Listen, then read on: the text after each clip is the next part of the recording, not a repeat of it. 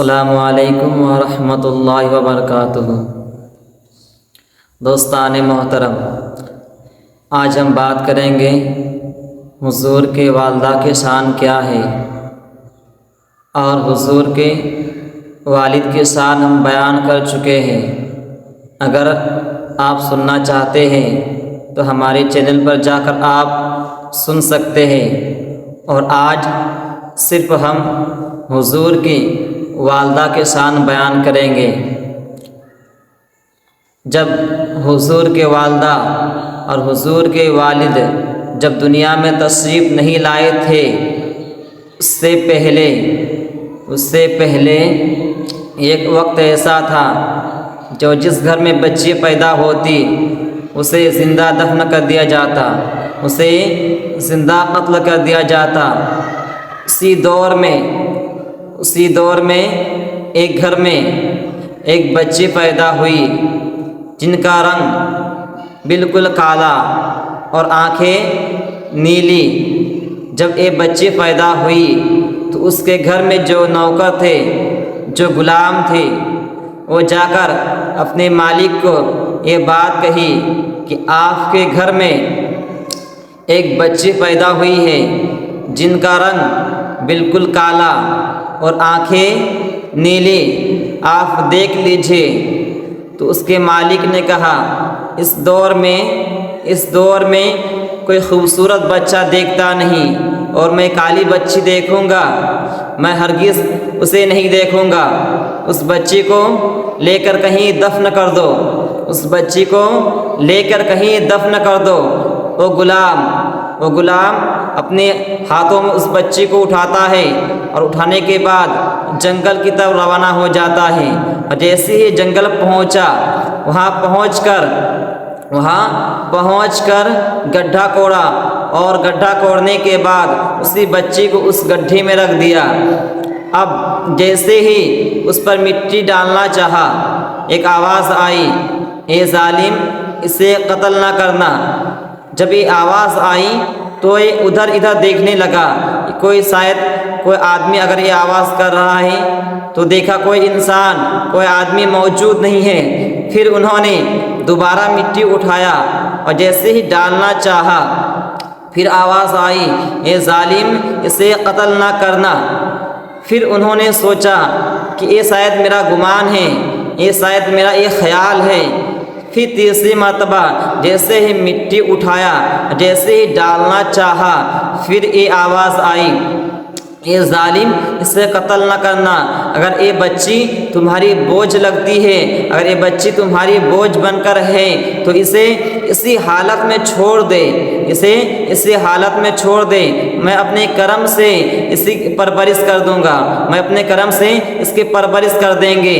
یہ بات کہی تو جب یہ بات کہی تو انہوں نے سوچا کہ جب بار بار اس بچی کو قتل کرنے سے منع کیا جا رہا ہے، شاید کہ یہ بچی کوئی شان والی ہے، شاید کہ یہ بچی کوئی شان والی ہو سکتی ہے۔ انہوں نے اس غلام نے اس بچی کو اٹھایا اور اپنا گھر لے کر چلا گیا۔ اب جیسے ہی گھر لے کر گیا، اور لے کر جانے کے بعد اسی بچی کا نام رکھا گیا زوجہ بنت زہرا۔ اور پھر جب وہ جوان ہونے لگی، اللہ تبارک و تعالیٰ نے اسے اتنا علم دیا، توریت، زبور اور انجیل کا اتنا علم دیا کہ کسی بھی آدمی کا ہتھیلی کو دیکھ کر اس کے نصیب کے بارے میں کہہ دیتی، اس کے تقدیر میں کیا لکھا ہے وہ کہہ دیتی۔ جب آہستہ آہستہ یہ بات مشہور ہونے لگی کہ زوجہ بنت زہرا کسی کے ہاتھوں کو دیکھ کر، ہتھیلی کو دیکھ کر اس کے تقدیر کے بارے میں، اس کے نصیب کے بارے میں بتا دیتی ہیں۔ جب یہ بات مشہور ہونے لگی، جب زوجہ بنت زہرا کسی بستی سے گزرتی، کسی گلیوں سے گزرتی، تو لوگ اعلان کرتے ہیں کہ آج زوجہ بنت زہرا آ رہی ہے۔ اگر کسی کو اپنے تقدیر کے بارے میں سننا ہے، اپنے نصیب کے بارے میں کسی کو پوچھنا ہے، تو آج زوجہ بنت زہرا آ رہی ہیں، اس سے پوچھ سکتے ہو۔ لائن بہ لائن لگ جاتی، بھیڑیں لگ جاتی۔ آخر کار ایک دن ایسا آیا جب مدینے کی طرف رخ کیا، مدینے کی طرف رخ کیا، اور جیسے ہی شہر مدینے کی طرف رخ کیا، جب مدینے کے لوگوں نے سنا کہ آج زوجہ بنت زہرا آ رہی ہیں، تو لوگوں نے مدینے کی گلیوں میں اعلان کر دیا کہ آج زوجہ بنت زہرا آ رہی ہے، زوجہ بنت زہرا آ رہی ہے، جس سے اپنی تقدیر کے بارے میں پوچھنا ہے، جس سے اپنے نصیب کے بارے میں پوچھنا ہے، وہ زوجہ بنت زہرا سے پوچھ سکتا ہے۔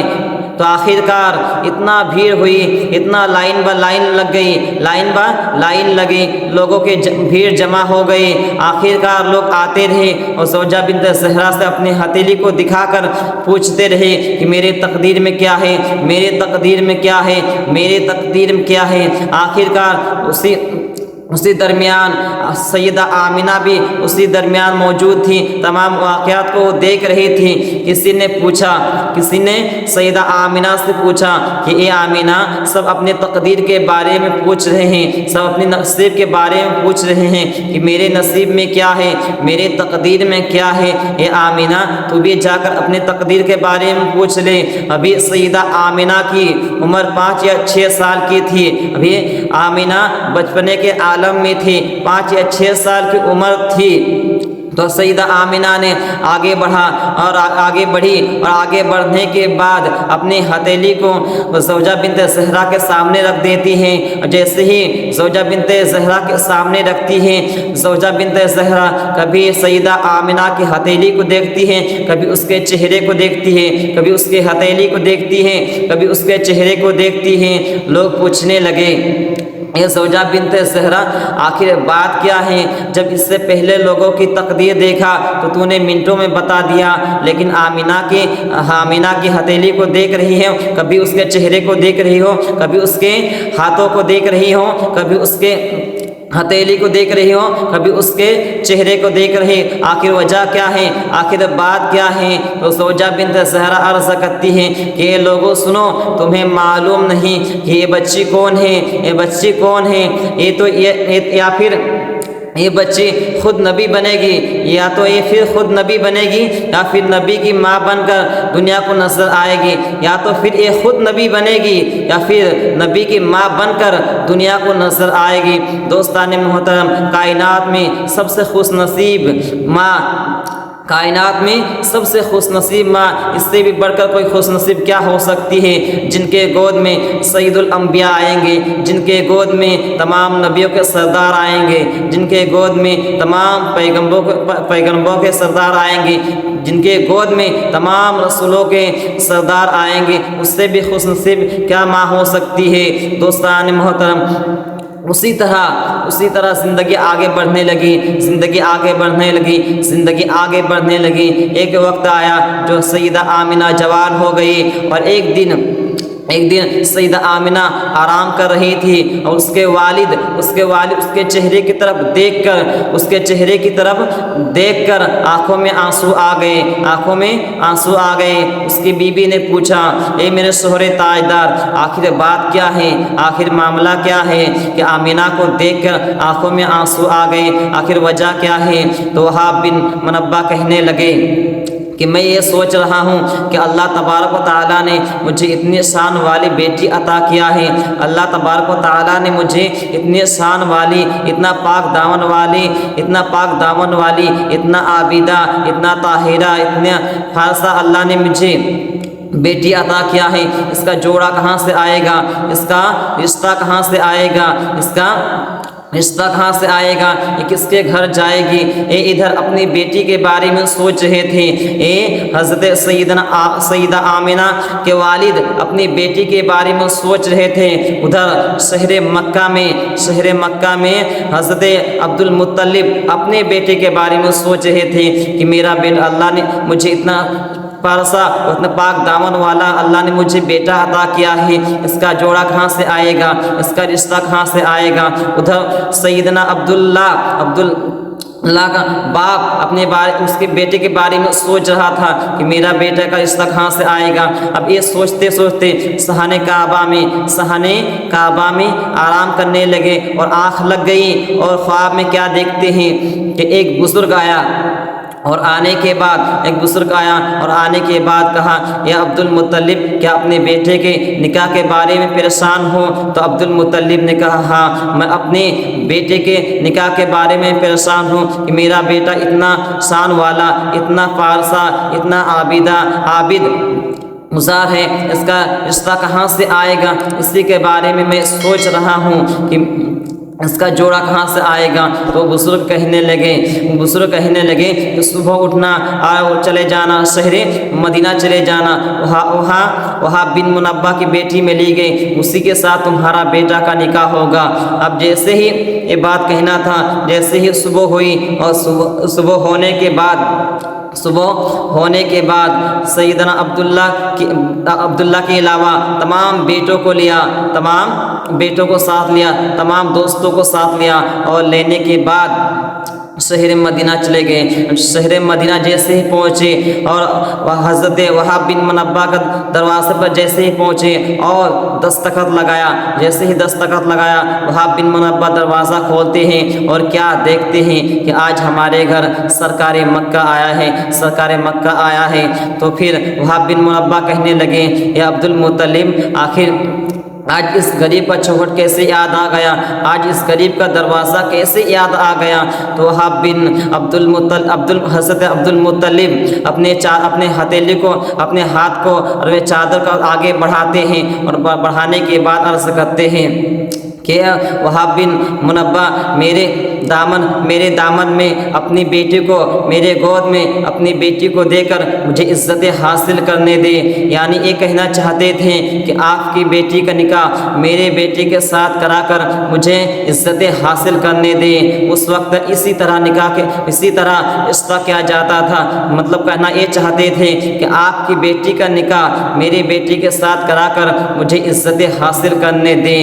اب جب یہ بات سننے کے بعد پھر حضرت وہاب بن منبہ عرض کرنے لگے کہ عبد المطلب کل بھی میری بیٹی کل بھی تمہاری بہو تھی اور آج بھی تمہاری بہو رہے گی۔ پھر عبد المطلب عرض کرنے لگے کہ وہاب بن منبہ کیا تم میرے بیٹے کے بارے میں نہیں پوچھو گے کہ میرا بیٹا کیا کرتا ہے، میرا بیٹے کا اخلاق کیا ہے، میرا بیٹے کا شان کیا ہے، میرے بیٹے کے بارے میں نہیں پوچھو گے؟ تو وہ کہنے لگے کہ پوچھنے کی بات ہی کیا ہے، کل جو تمہارے خواب میں بزرگ آئے تھے وہی بزرگ میری بھی خواب میں آئے تھے اور مجھے بھی تمام باتیں کو بتا کر گئے۔ دوستان محترم، کائنات میں سب سے خوش نصیب باپ، کائنات میں سب سے خوش نصیب ماں جن کا مثال دنیا پیش نہیں کر سکتا، سیدہ آمنہ کا بھی مثال کوئی دنیا پیش نہیں کر سکتا، اور سیدنا عبداللہ کا بھی کوئی دنیا مثال پیش نہیں کر سکتا، جن کے اخلاق کا دنیا کوئی مثال پیش نہیں کر سکتا، جن کا کردار دونوں ہی سیدہ آمنہ اور سیدنا عبداللہ دونوں کی مثال دنیا کوئی پیش نہیں کر سکتا، دونوں ہی بے مثل و بے مثال۔